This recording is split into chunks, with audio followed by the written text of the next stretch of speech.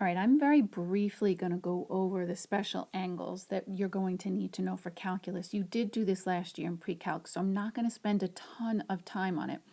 But if you look at this graph here is y equals sine x. You should hopefully remember that the sine value we associate with, that's supposed to be an arrow, that's the ugliest arrow I've ever seen, with our y values. So if I look over here at this graph here, okay, so if you see here, this is 0 degrees. So the sine of 0 would be whatever the y value is at 0, and the y value here is 0. So the sine of 0 degrees is 0. All right, let's look at another one. So if I follow this graph and I follow it up, my next x value is pi over 2. So pi over 2, and if I want the sine of pi over 2, I go up to its y value, which is 1. So then I can say that the sine of pi over 2 is 1. If we keep going, I can take the sine of pi, and I know that its y value here is 0. So then I know the sine of pi is 0. And then I can keep going. I'll just briefly show you. If I wanted the sine of 3 pi over 2, it's a -1. And the sine of 2 pi, that's 0. I'm going to show you a little shortcut to this in a minute, but just to give you the brief summary of it, because I think this is the way that Mrs. Engel probably did it with you, or Mrs. Henrich. Okay, let's look at the cosine. All right, so here's the graph of the cosine. We're going to do something very similar. So if I want the cosine here of 0, I would go to the x value of 0, I would go up to its y value, and then I would see that its y value is 1. Next one, I would go to pi over 2. Its y value is 0, so the cosine of pi over 2 is 0. I would keep going again, and if I wanted the cosine of pi, I would go to where pi is, follow it to its y value, which is -1, so then the cosine of pi is -1. And we can continue on, same thing here. If I wanted the cosine of 3 pi over 2, it would be 0, and the cosine of 2 pi, it would be a +1. All right, now one other thing also is when we're talking about cosine, we associate that with our x values. And again, I'm going to show you a shortcut to doing this, so that's where this sine we associate with the y value and the cosine associated with the x value will come into play when we start doing the shortcut. Okay, so lastly, this is the graph of tangent. And if you look at this, we start at 0 here. So the tangent of 0, we can see its y value is 0. So I know the tangent of 0 is 0. And then if I follow this graph up, look at what happens when I get to pi over 2. See that that's a dotted line? And notice that this graph gets higher and higher and higher to that dotted line and gets closer to it, but it doesn't touch it. That's called an asymptote, if you remember that. So that means that this graph here will never hit this line. So there is no y value at pi over 2. So if there's no y value, we just say that it's undefined. And I'm just going to write UND for that. Okay? All right, so then let's just keep going. We can see that the tangent of pi is 0. The tangent of 3 pi over 2, again, there's that asymptote. So the tangent of 3 pi over 2 is going to be undefined. Oopsie, I'm going to repeat that again. Tangent of 3 pi over 2 is undefined. And lastly, the tangent of 2 pi is 0. All right, so if you remember quadrantal angles, those are your angles that are on the border of each quadrant. So in this case, 0 and 2 pi, or 360 degrees, is a quadrantal. These are quadrantal angles. Pi over 2, that's on the border of the first and the second quadrant. So pi over 2, which is also 90 degrees, is a quadrantal angle. Over here, pi, which is 180 degrees, is a quadrantal angle. And then 3 pi over 2, which is 270, is also a quadrantal angle. Now remember, when we start measuring an angle, we start here at 0. We rotate to 90, which is pi over 2. Rotate another 90, which is 180, which is pi.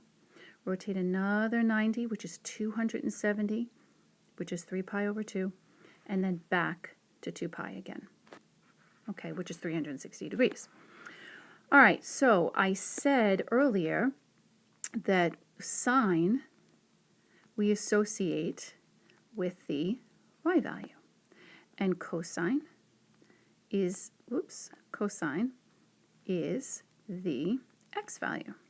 And lastly, tangent, which I did not say, but I'm going to say right now, is a combination of those two. So it's y over x. Okay, so let's just, I'm going to just make an angle. So let's say I want the sine of pi over 2. And I want the cosine of pi over 2. And I want the tangent of pi over 2. Okay, so I want to know what those values are. Just very quickly, and again, this should be reviewed to you. You need to memorize this. So when I say you need to memorize this, I mean you need to memorize this entire picture. If you have to write it every single time on your paper, that's what you're going to do. I'm going to warn you right now, the students that memorize this, your life will be so much easier this entire school year. The rest of you, good luck. All right, and you need to memorize this as well. Because if you memorize these two things right here, all of these questions will be a piece of cake. So here we go. So if I want the sine of pi over 2, basically I'm going to go to pi over 2, and I'm going to look at its y value. So here's pi over 2. There's the y value right here. So I know that the sine of pi over 2 is 1. Okay, cosine of pi over 2. Well, here I go again. Here's pi over 2. I know that cosine's the x value. Well, the x value is 0, and that is my answer. So here we go. See how easy that is if you have it memorized. If you don't, you're dead in the water. All right, tangent. Well, tangent is the y value over the x value. So let's look at this. The y value over the x value. So then that would be 1, oops, let me put my pen on there. Okay, so that would be 1 over 0. Now we don't leave it like that. When you have a 0 in the denominator, remember that that means undefined. Okay, so while I'm at it, let's look at the tangent of pi. Okay, so pi is 180 degrees, right? So that's over here. And tangent, I know, is the y value over the x value. So that would be 0 over negative 1, right? So 0 over negative 1. Now let's just again compare. 0's in the denominator, undefined. 0's in the numerator, totally okay. But we're going to reduce that. We never write 0 over negative 1. We just know that that is 0. Okay? So I'm going to repeat myself again. Any single time you want to find the sine, cosine, or tangent of any quadrantal angle, again, quadrantal angles being these 5 angles in red, you will always memorize this picture and memorize what value the trig functions go with. In other words, sine goes with the y value, cosine with the x, tangent with the y over x. And if you do that, you will have everything. Okay? All right, the last thing you need to memorize, this is like a tic-tac-toe board. So what you're going to do is you are going to go down this left side, and we're going to go in SOHCAHTOA order, sine, cosine, and tangent. And if you had Mrs. Paris or you had me, you'll learn this. And then across the top here, we're going to go in numerical order, special angles, 30 degrees, then 45 is the next largest, and then 60 is the largest of the 3 special angles, aside from the quadrantal angles that this is. All right, so now it's a very easy trick. Ready? So you go 1, 2, 3. Then you go 3, 2, 1. Then all of these become fractions. So I'm going to say it again. 1, 2, 3. Then 3, 2, 1 in the numerator. All right, then all of those become fractions, and every single denominator is a 2. Okay? And then every numerator gets a radical. Now, I just want to quickly say, I'm not going to put a radical over the 1 here, because what's the square root of 1? It's 1. So I'm not going to bother with that. So I'm going to leave that one, but the 2 needs a radical, the 3 needs a radical, this one needs a radical, and that one needs a radical. If you want to put radicals over the 1s, knock yourself out. It looks ugly, but it's right. Okay, so look, if you memorize this chart, dun, dun, dun, this will be so easy for you. If you do not memorize this chart, again, I'm going to tell you, good luck, because you're going to need it. All right, so then, the tangent of 45, this one gets a big old 1 right there in the middle. I don't know how else to tell you to memorize this. Now, the 2 empty boxes on the bottom left and the bottom right, they both get a radical 3. And this is the way I'm going to tell you, because it's the only way I know, is they both have a radical 3, but look at this guy right here. It corresponds with a 30 that also has a 3 in it. So that guy gets an extra 3. That's how I memorize it. So again, both of these guys, this one and this one, both get a radical 3, but because this angle has a 3 in it, it gets an extra 3 in the denominator. Memorize this, because now if I ask you, hey guys, what's the sine of 45? If you have this memorized, you don't even need to do anything else. You're like, oh, radical 2 over 2, boom, done. Okay, because you're saying sine, here's 45, and there's the value. Memorize those. Now, one of the other things that you should have done in pre-calc is finding an angle given its value. So this is saying the sine of what angle is equal to 0. So if you go back to that unit circle that we talked about, remember sine refers to the y value. And we want to know which angle has a sine or a y value of 0. So by looking back at those notes, we know that that's 0. We also know that that's pi. And we also know that 2 pi. All 3 of those angles have a sine that is equal to 0. All right, so then let's look at this last one right here, number 2. So this is also asking the same thing as number 1 is asking. It's just sometimes you're going to see it written like this. And this again is saying, what is the angle?